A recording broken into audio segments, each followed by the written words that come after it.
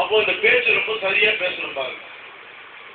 உன்னத தேவன் உன்னோடு இருக்க என் உள்ளமே நீ கலங்காது.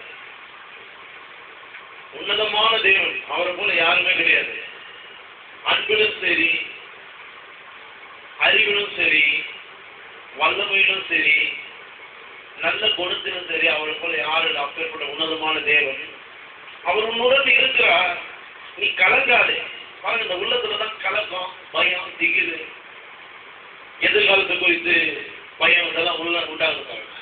அப்ப நாம என்ன சொல்லணும்? இல்ல இல்ல, என் உள்ளமே நீ கலங்காதே.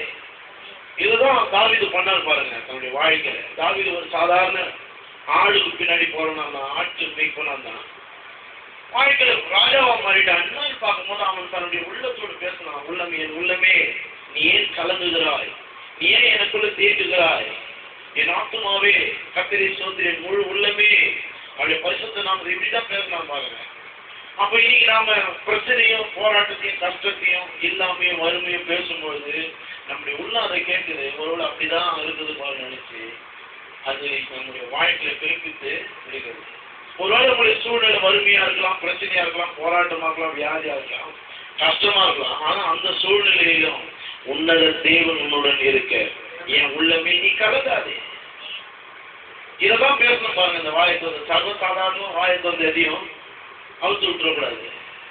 ஏன்னா இந்த வார்த்தை நம்முடைய உள்ளத்துக்குள்ள போகிறது. ஆமென்.